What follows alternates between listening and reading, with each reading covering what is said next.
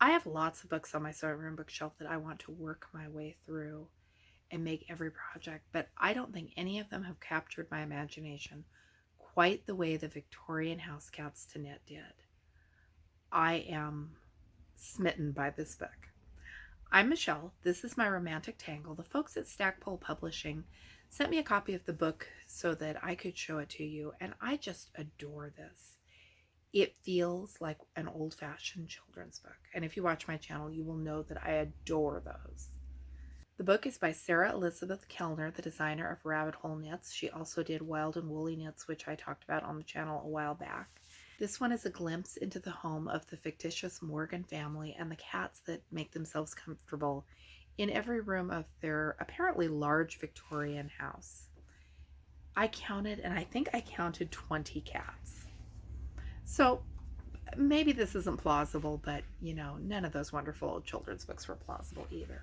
Let's start with the parlor cat. All of these were photographed in museums. They show them in different colors at different angles, which I do appreciate, but the pictures are smaller than I'm used to seeing in a lot of knitting books. This one is just a pretty book with a wonderful theme to it. It doesn't have that eye candy, gorgeous artwork. But honestly, I want to knit these projects. I don't just want to sit here and stare at them. The next one is Milady's Marmalade. This one is a striped cat. And again, we've got different pictures from different angles. All of these cats are knit both flat and in the round with different short rows and shaping techniques to create their poses. And every cat in this book is in a different pose, which is one of the things I love about it so much. Here's Cook's cat. That is definitely one that I want to knit. If you watch my channel, you'll know that I'm doing a little sitting room up in the attic of our 100-year-old farmhouse, and suddenly I need a bunch of hand knit cats.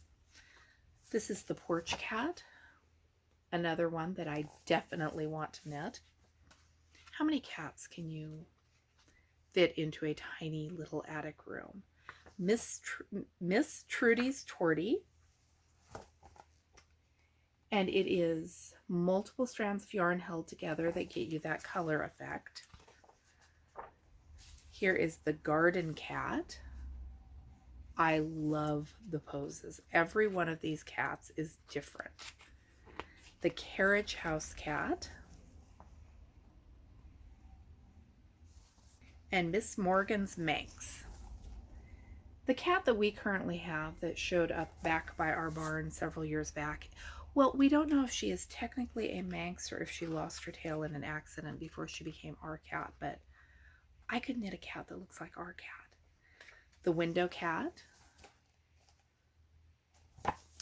These cats have mostly embroidered eyes. One of them has eyes out of felt because the author didn't like the look of safety eyes. This one is the Library Cat. I would not, if you asked me to make a list of poses that cats could take so that someone could design knitting patterns for all of them, I never would have come up with anywhere near this many. This is Master Timmy's Tuxedo.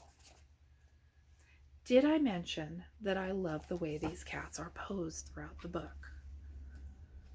There are just so many ideas here. And this is the Potting Shed Cat and Kittens. There are instructions for Mama Cat and her kittens.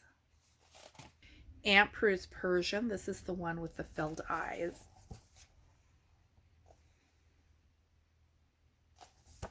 A tiny parlor cat. So two of the cats were in the story of this book made by Mrs. Morgan for her children's dollhouse. So it says these are larger than the 1/12 scale that is common in dollhouses, but if you want an itty bitty cat, this has you covered.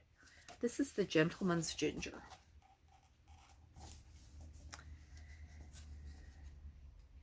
Again, it's a pose that I wouldn't have thought of, but that is such a classic Halloween cat. And these are the Nursery Kittens. They do have safety eyes because the author felt that the safety eyes were scaled right to look realistic on the little kittens. Granddad's Silver Tabby, which is another one. I really like his stripes. These do not call for much yarn. I think most of them call only for about 200 yards. The Scullery Cat. This is another of my absolute favorites and one that I definitely want to knit. I have a feeling these are not going to be quick projects. Tiny Window Cat, another one of the Dollhouse itty bitty kittens. And the Fireplace Cat. I adore the Fireplace Cat. Can you see why I want to knit almost all of the cats in this book? They are so unique and so pretty. I've never heard of most of the yarns used in this book. Cascade Yarns Aereo has already been discontinued prior to publications. The author recommends going to yarnsubs.com. I'll put a link down below. It will give you possible substitutions along with a list of reasons why they may or may not work as a straight across substitution. It looks like most of these cats can be done in a heavy worsted weight or Aran yarn. And because the patterns are all row by row and number of stitches, you're not trying to match gauge perfectly. So fingers crossed that that's going to work for me, because I'm not buying an expensive high-end yarn to knit these. I don't buy expensive high-end yarn to knit anything. Are you as in love with these cats as I am? Let me know which ones that you want to knit. Thanks for watching. I'm Michelle. This is my romantic tangle. I am so happy to add this one to my sewing room bookshelf, and I'll be back with you with more videos soon.